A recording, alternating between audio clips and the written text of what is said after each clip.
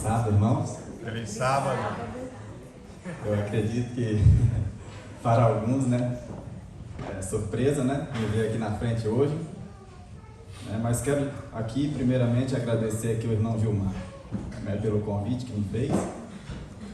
E quero falar para vocês que não sou um bom pregador, né, mas através de muita oração, né, que Deus vem falar aos corações de cada irmão aqui nessa manhã. Amém. Tá? E que quero dizer também que não sou eu que vou, mas eu pedi a Deus que transmitisse essa mensagem. Amém. Né? Porque, né, a gente tem as dificuldades, mas Deus ele pede que nós fazemos a sua vontade. Amém. Né? E é Ele que faz a obra na vida de cada um. Né? Quero começar aqui o sermão dessa manhã, convidando os irmãos a abrir a sua Bíblia no livro de 1 Timóteo, capítulo 1, verso 15.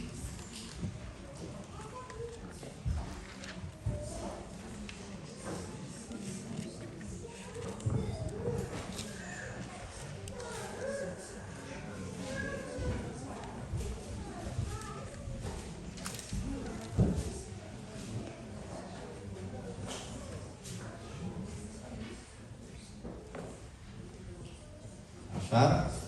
Amém. Vamos curvar nossa fonte e falarmos com Deus novamente.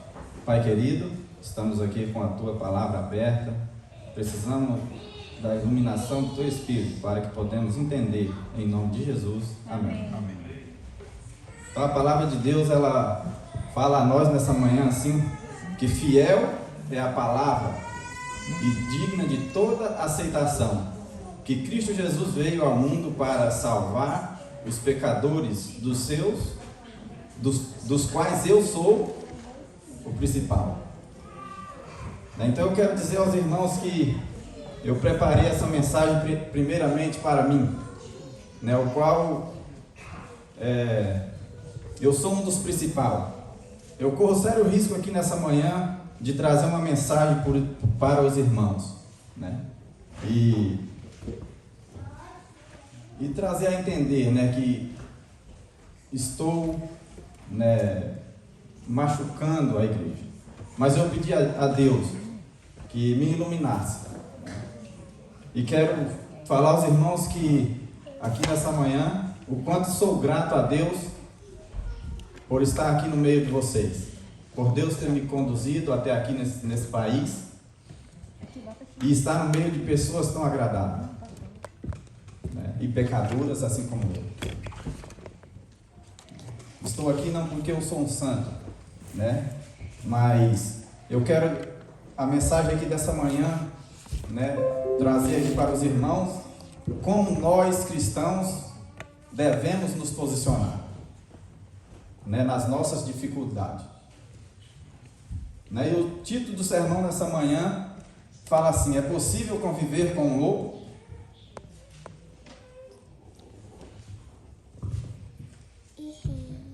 Aqui eu quero falar, o sermão dessa manhã ele vem falando a todas as idades, a jovens, né, meia idade, né, pessoas, né, de várias idades.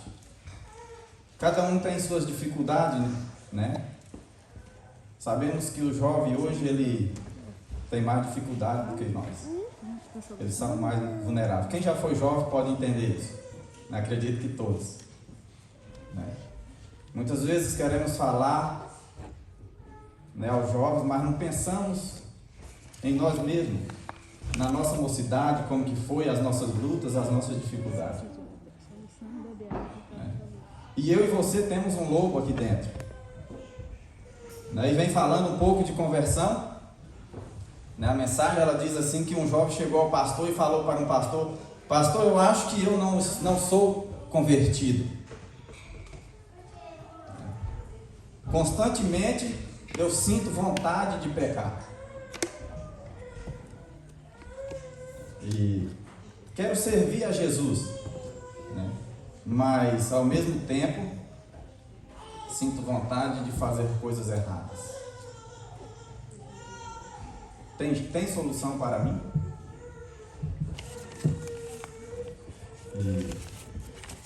Então a pergunta veio de um rapaz simples de 20 anos, né, lá do sertão de Pernambuco, embora pudesse sair do lado de um empresário bem sucedido, né, e em sua Mercedes na Avenida Paulista, né, e aqui o problema é o mesmo para mulheres, jovens, crianças, ricos e pobres. Por alguma razão, nós achamos que no momento da conversão, né, a nossa luta se acaba.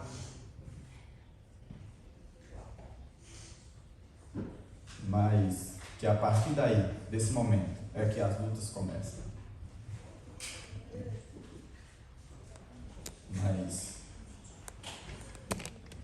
Mas por que é que a partir do momento em que nos entregamos a Cristo, nossa luta se torna maior e o conflito aumenta? Antes de mais nada, temos que entender o que acontece no momento da conversão. É isso que nós devemos entender. Muitas vezes ficamos aflitos, né, e não entendemos o que acontece nesse momento. E muitos têm a ideia de que na hora da conversão Deus tira de nós a natureza pecaminosa, né? Mas nós sabemos que não é verdade. Então seria maravilhoso se fosse assim, né? Se esse desejo, a vontade, né, e tudo aquilo que é de Deus, né, a natureza pecaminosa, ela não quer fazer. E aí é onde, né, a luta, né, aumenta na nossa vida, no momento da conversão. A pessoa convertida, ela sente os mesmos desejos, mas ela tem uma diferença, que ela luta. Mas nós vamos entender, né, o que Deus faz no momento da conversão, né?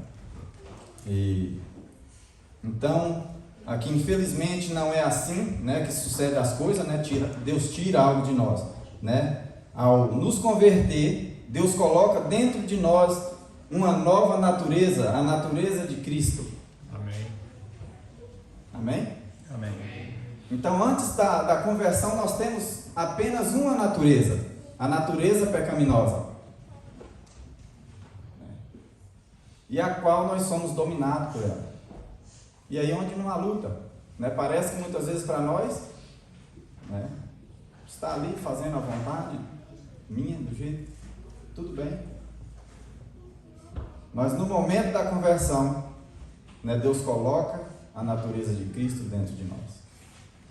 E a natureza pecaminosa, ela não gosta da natureza de Cristo, né?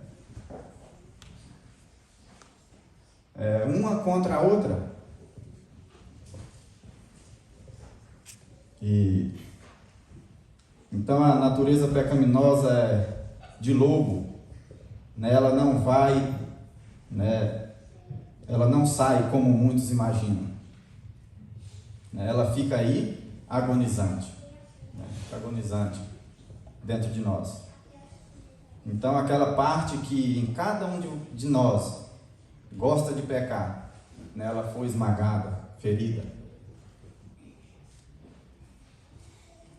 E então Paulo diz aqui, né, em Romanos 6, verso 6, né, e afirma, né, que agora passamos a ser pessoas com duas naturezas, né, a natureza de Cristo, a nova natureza recém-implantada e a velha natureza pecaminosa. Então